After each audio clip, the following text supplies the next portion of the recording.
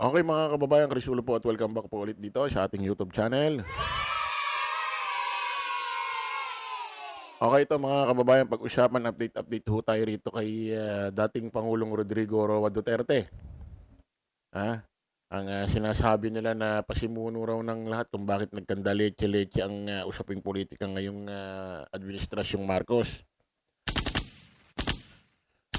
Oh, kasi halos lahat ho ng ipina-file, inaapila ho ng kampo ng legal counsel or grupo or pamilya Duterte. Diyan ho sa ICC ay lahat ho tinatabla ng mga hukom, judge ho ng ICC court. Ah, kung matatandaan ninyo, nakailang file ho, ang apila ang grupo ho ni Duterte na ito'y pagbigyan ho ng interim release, yung pansamantalang kalayaan at kukupkupin ho ng ibang bansa. Ayaw ho kasi ng ICC dito ho sa Pilipinas. Kung sakaling pagbigyan ho kasi ang interim release niya, ayaw ho ng mga hukom ng ICC na dito siya umuwi sa bansang Pilipinas. Kasi naniniwala ho ang ICC, ito si Digong ay may impluensya pa sa politika. At baka po pwede raw hong magawa niyang takutin ang mga pamilya ho ng biktima ng war on drugs extrajudicial killing para iurong ho ang mga kaso. Kaya ang gusto ng ICC, mga hukom dyan, kung sakaling pagbibigyan ho ng nila si Digong ng interim release, kupkupin ho ng ibang bansa. Ang problema, wala hong gustong kumupkup. Wala akong gustong kumupkup eh. Kasi nga, hindi natin alam kung bakit. Siguro, nung panahon kasi ni Digong mga kababayan, ng presidente ito, kung sino-sino ho minumura ho nitong mga pinuno ng bansa. Minumura yung mga presidente, minumura yung mga prime minister. Oh, especially ho dyan sa Australia, yung unang-unang tumabla sa kanya. Mm. Kaso nga lang, mga kababayan, ganun pa man na gusto ng hukom ng ICC na pag pinagbigyan ng interim release, itong si Digong, kupkupin ng ibang bansa. Ang problema, ayaw pa rin ho, mga kababayan, pagbigyan ng ICC ang interim release ni Digong. Nakailang apila sila dyan. Isa, dalawa, tatlo, o 100 beses na. Wala, ayaw ho. Lagi hong binabasura. Okay, siguro kasama na rin dyan ho yung itong si Digong ho kasi noong mga panahon ho na hindi pa ho nakukulong dyan sa ICC, kung ano-ano ho mga pinagsasasabi ho rito sa mga judge ho ng ICC court. So babarilin, papatayin. Yun ang mga pinagsasasabi niya eh. Tapos yung mga iba pang follower niya, no, nilulusob yung mga social media account ho ng mga judge dyan. Kung matatandaan nyo, di ba, may isang hukom dyan na nag-hide yata, nag-delete ng account. Dahil nilulusob ho ng kanyang mga follower. So, ang tema nun, ang napapasama lalo, tuloy si Digong. Hindi naiisip ng mga follower niya yun. Mga tanga nga eh. Tapos may mga nag-aano pa dyan, may mga nag-rally dyan sa labas ng ICC court, dyan sa bansa nila. So, nabababoy ho yung harapan ho ng ICC court. Mga nagkakainan niya, mga nag-aaway, sasabunutan, mga nagsasayawan ho na tribal. So, nabababoy ho yung bansa nila, yung harapan ho ng ICC court. Tapos nag-embento pa sila dyan. Duterte Street. Duterte Street daw yung ano niyan.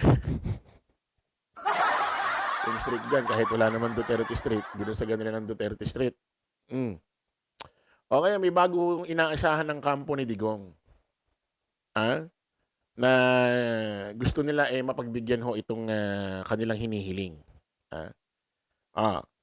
Kaso, ang sabi ho ni Attorney Conti, yung may katungkulan ho dyan sa ICC Court, ito, pakinggan na, basahin natin, may kita nyo dyan sa screen. Confident na hindi papanigan ang apela ni Duterte. Umaasa si International Criminal Court ICC Assistant to Counsel Attorney Cristina Conti na ibabasura ng Appeals Chamber ang panibagong apela ng defense team ni dating Pangulong Rodrigo Duterte. Kaugnay ng kakahayan nitong lumahok sa free trial proceeding.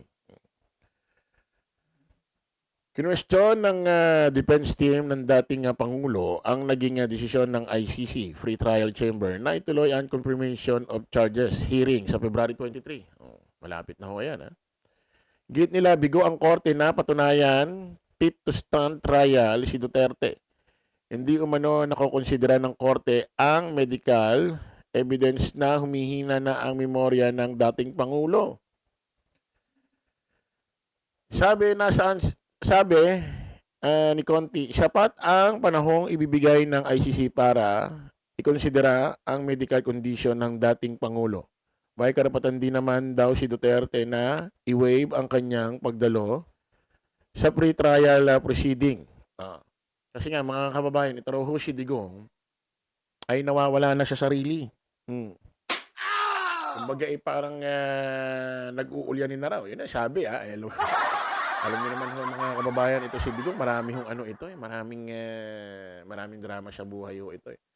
Actually, wala pa naman hong isang taon mag-iisang taon na pala sa March. March 11 or March 12 na ito si Digong ay nakakulong ho dyan sa ICC. Mag-1 year na.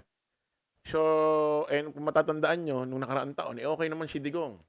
Katunayan, bago nga huhulihin yan sa Villamor Air Base ni General Torre, lumahok pa ang si Digong sa pangangampanya ng PDP sa Hong Kong. Di ba, nagmumura pa nga yun sa ICC, pinagmumura pa nga yung judge. At ito si Digong, magaling ho itong mambola, mang sales talk.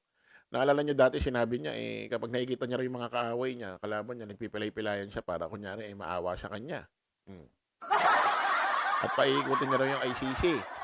So, pwedeng gumagawa ng paraan si Digong diyan sa loob ng ICC court para pag-isipan na siya nag-uulanin na.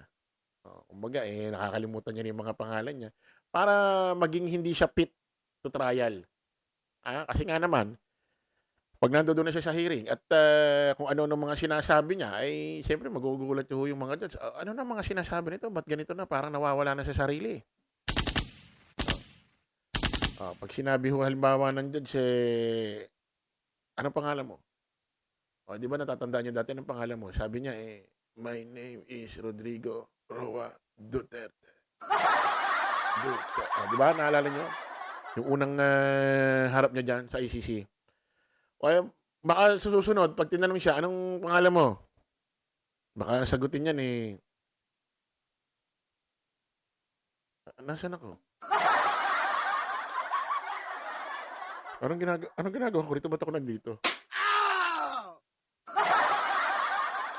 Kaya siyempre, pag puro ganun ang ginawa niyan,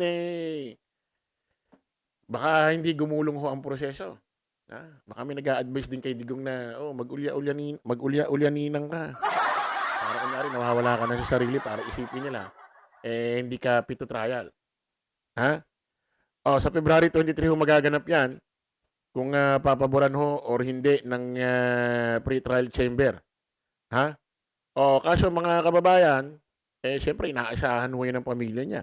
Kaso ngayon mga kababayan, meron hong balita na isa sa pamilya niya, kaanak niya, na mukhang hindi na ho, hindi talagang talagang hindi na ho masisilayan, mahihintay ang February 23 na kung saan pagbibigyan si Digong or hindi. Kasi mga kababayan, ngayong araw ho na ito, ito hong si Bong Duterte, yung kanya hong kapatid ni Rodrigo, Roa Duterte, itong si Digong. Yung kapatid niya hong si Bong Duterte ay napabalita ngayong araw ho na pumanaw na. Basahin ho natin.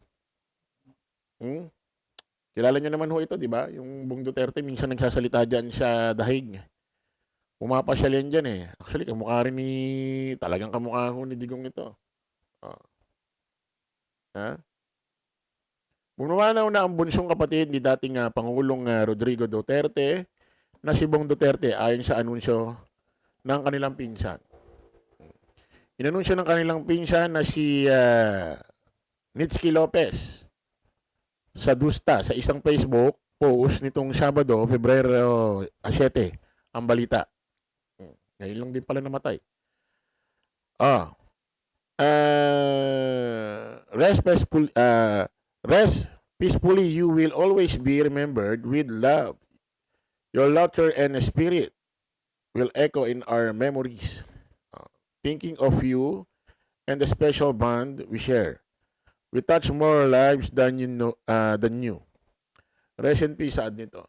Yun daw yung nakapost. Nagpasalamat din at nakikiramay ang mga taga-suporta ni Vice President Sara Duterte. In behalf of the Sara region, we extend our deepest condolence to the Duterte family. We mourn the passing of Bong Duterte, the youngest brother of Tatay Digo. Our thoughts and prayers are with the entire Duterte family during this time of grief. Ayan na ho, mga kababayan.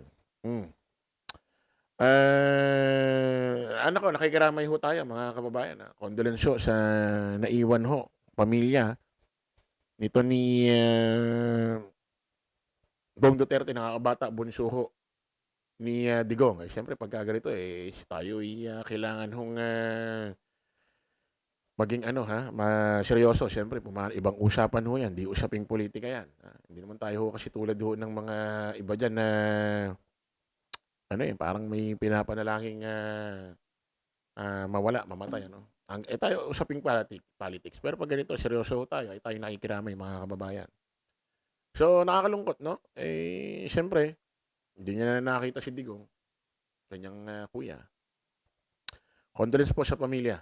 Maraming salamat, mga kababayan. Kita-kita po ulit tayo sa panibagong vlog. Bye-bye po.